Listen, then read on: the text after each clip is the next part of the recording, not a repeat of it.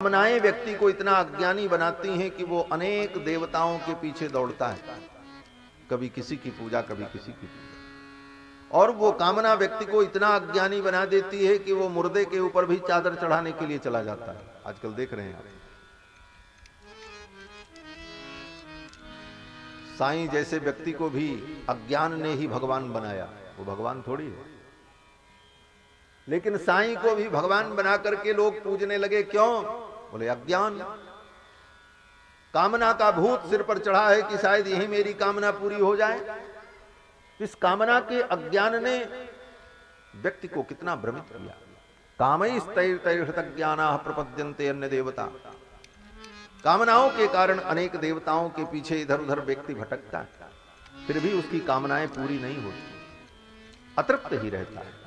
इसलिए सुखदेव जी कहते हैं, हे राजन, अगर कामना भी तुम्हारे अंदर है और कामनाओं की तृप्ति चाहते हो तो इधर उधर मत भटको, भगवान की शरण में आ जाओ। अकाम सर्व कामो वा मोक्ष काम उदारधि तीव्रेण भक्ति योगेन यजेत पुरुषम परम। अकाम, तुम्हारे जीवन में कोई कामना न हो। अकाम सर्व कामो वा, चाहे समस्त कामनाएं तुम्हारे मन में हो। मोक्ष काम उदारधि, चाहे तुम्हारे अंदर मोक्ष की कामना हो। तीव्रेण भक्ति योगेन यजेत पुरुषम परम, तीव्र भक्ति योग के द्वारा परम पुरुष की आराधना करनी चाहिए, भगवान की भक्ति करनी चाहिए। क्योंकि भगवान की भक्ति से जीव को सब कुछ प्राप्त हो जाता है। अन्य देवताओं की भक्ति करने पर एक एक कामनाएं पूरी होंगी, और भगवान के चरणों का आश्रय लेने पर जीव की समस्त कामनाएं भी पूरी हो जाती हैं, और अंत में भगवान उसको निष्काम बना देते हैं। उसकी कामनाओं की पूर्ति भी भगवान कर देते हैं, और फिर उसे निष्काम बना करके भगवान अपने चरणों में स्वीकार कर लेते हैं।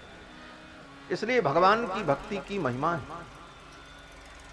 इसी को गोस्वामी तुलसीदास जी महाराज कहते हैं कि तुलसी सो सब भांति परम सुख, तुलसी सो सब भांति परम सुख, जो चाहसी मन मेरो, तो भज राम काम सब पूर्ण करहि कृपा निधि तेरो। अगर तुम्हारे अंदर कामना भी है तो भगवान का आश्रय लो, भगवान समस्त कामनाओं को पूर्ण करने वाले हैं, और ठाकुर के चरणों में आकर के सारी कामनाएं पूरी हो जाएंगी और संसार से विमुक्ति की भी प्राप्ति हो जाएगी। इसके बाद श्री सुखदेव महाराज आगे भगवान की कथा का वर्णन करते हैं। यहां पर शौनक जी ने सूत जी से प्रश्न किया। नैमिषारण्य में शौनक और सूत जी का संवाद चल रहा है। उस संवाद के अंतर्गत श्री सुखदेव जी महाराज राजा परीक्षित को कथा सुना रहे हैं, ये चर्चा चल रही है। शौनक जी महाराज ने सूत जी से प्रश्न किया, भगवान की कथा की कितनी अद्भुत महिमा है। श्री सुखदेव जी महाराज राजा परीक्षित को सुना रहे हैं। जिस व्यक्ति ने भगवान की कथा नहीं सुनी, उसके कान तो सांप के बिल के समान है। जिसने अपने नेत्रों से भगवान का दर्शन नहीं किया, बर्हायिते ते नयने नराणाम लिंगानि विष्णोर्न निरीक्षतो ये, जिन्होंने अपने नेत्रों से भगवान का दर्शन नहीं किया, उनके नेत्र क्या हैं? बोले मोर पंख के नेत्र के समान। जैसे मोर पंख का नेत्र होता है, मोर के पंख में भी आंख बनी रहती है, लेकिन उस आंख से दिखता कुछ नहीं, केवल देखने की आंख है, उससे दिखता नहीं। उसी प्रकार जिसने अपनी इन आंखों से भगवान का दर्शन नहीं किया, उसकी आंखें मोर पंख की आंख के समान हैं। पादौ नृणाम तौ द्रुमजन्म भाजौ क्षेत्राणि नानुब्रजतो हरेर्यौ। जिसके पैर चल करके तीर्थ में नहीं गए, मंदिर में नहीं गए, संतों के पास नहीं गए, कथा में नहीं गए, उसके पैर क्या हैं? बोले उसके पैर पेड़ हैं। जैसे पेड़ होता है वैसे ही है, खड़ा है, वो व्यर्थ है। कहते हैं जीवत छवो भागवतांघ्रि रेणुम न जातु मर्त्योभिलभेत वस्तु। वो प्राणी जीवित मुर्दे के समान है, जिसने भगवान के और भगवान के भक्तों की चरण रज को अपने सिर पर धारण नहीं किया, और भगवान के चरित्र को सुनकर, भगवान की कथा को सुनकर जिसके हृदय में भाव जागृत नहीं हुआ, जिसका हृदय द्रवीभूत नहीं हुआ, उसका हृदय क्या है? कहते हैं तदस्मसारम हृदयम बतेदम यद्गृह्यमाणैर्हरिनामधेयैः उसका हृदय क्या है? बोले पत्थर के समान है। और जिनकी आंखों से भगवान के चरित्र को सुनकर अश्रु वर्षण नहीं हुआ, उसका हृदय पत्थर के समान है। भगवान के चरित्र की ऐसी महिमा श्री शौनक जी महाराज ने कही। और आगे फिर श्री सूत जी महाराज वर्णन करते हैं, कहते हैं, हे मुनिवर, राजा परीक्षित को कथा सुनाते हुए श्री सुखदेव जी महाराज पहले भगवान का स्मरण करते हैं। भगवान का स्मरण करते हुए सुखदेव जी कहते हैं, यत् कीर्तनम यत् स्मरणम यदीक्षणम यद् वंदनम यत् श्रवणम यदर्हणम लोकस्य सद्यो विधुनोति कल्मषम तस्मै सुभद्र स्रवसे नमो नमः। सुखदेव जी भगवान को प्रणाम कर रहे हैं, मंगलाचरण कर रहे हैं। सुखदेव जी कहते हैं, हे राजन, यत् कीर्तनम यत् स्मरणम यदीक्षणम, जिन परमात्मा का कीर्तन, जिनका स्मरण, जिनका दर्शन, यद वंदनम, जिनका वंदन, यत् श्रवणम, जिनकी कथा श्रवण, लोकस्य सद्यो विधनोति कल्मषम, प्राणियों के जीवन के समस्त कलमश को दूर कर देती है। तस्मै सुभद्र स्रवसे नमो नमः। ऐसे सुभद्र स्रवस भगवान को हम प्रणाम करते। फिर कहते हैं सुखदेव जी महाराज कि तपस्विनो दान परा मनस्विनो यशस्विनो मंत्र विदः सुमंगलाः क्षेमं न विन्दन्ति विना यदर्पणम तस्मै सुभद्र स्रवसे नमो नमः। कोई कितना भी बड़ा तपस्वी हो, तपस्विनो दान परा, बहुत बड़ा दानी हो, यशस्विनो, उसके जीवन में यश हो, मनस्विनो, बहुत बड़ा मनस्वी हो, मंत्र विद सुमंगलाः, मंत्रविद हो, वेद पुराण शास्त्र सब जानता हो, सुमंगलाः, उसके जीवन में सुमंगल हो, लेकिन फिर भी उसको सुख शांति प्राप्त नहीं हो सकती जब तक वह अपने समस्त कर्मों को भगवान को अर्पित नहीं कर देगा। क्षेमं न विन्दन्ति विना यदर्पणम तस्मै सुभद्र स्रवसे नमो नमः। भगवान को अर्पित कर देने पर ही कर्म, ज्ञान, विद्या, तपस्या फलीभूत होती है। ये बात यहां पर श्री सुखदेव जी महाराज कहते हैं। और रामायण में शूर्पणखा इस बात को कहती है, हरि ही समर्पे बिनु सत कर्मा। राजनीत बिनु धन बिनु धर्मा, राजनीत बिनु धन बिनु धर्मा, हरि समर बिनु सत्कर्मा, हरि समर बिनु सत्कर्मा, हरि समर बिनु सत्कर्मा, हरि समर बिनु सत्कर्मा, राजनीत बिनु धन बिनु धर्मा, राजनीत बिनु धन बिनु धर्मा, राजनीत बिनु धन। हरि ही समर्पे बिनु सत्कर्मा। जब तक हम अपने कर्मों का भगवान को समर्पण नहीं करते तब तक उन कर्मों का फल भी हमें प्राप्त नहीं हो सकता। श्री सुखदेव भगवान कहते हैं कि हे राजन, ऐसे जो भगवान हैं उनके चरण का आश्रय लेकर, उनका नाम लेकर, उनका स्मरण करके पापी से पापी प्राणी पवित्र हो जाते, पाप से मुक्त हो जाते।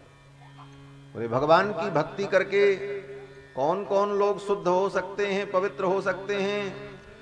तो श्री सुखदेव जी महाराज कहते हैं कि किरात हूणांग्र पुलिंद पुलकसाह आभीर कंका यवना खसादयः येन्ये च पापा यदुपाश्रयाश्रया शुद्ध्यन्ति तस्मै प्रभ विष्णवे नमः।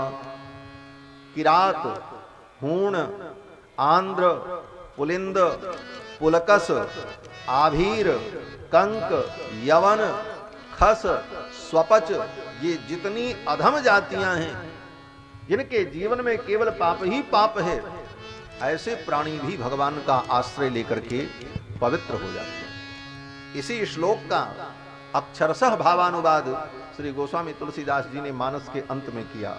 पाई न के गति पतित पावन, राम भज सुनु सठ मना।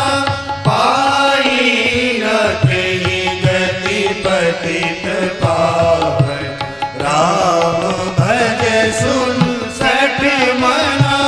गणि का जामिल व्याध गीत, गजानि भरतारे घना। गणि का जामिल व्याध गीत, गजानि भरतारे घना।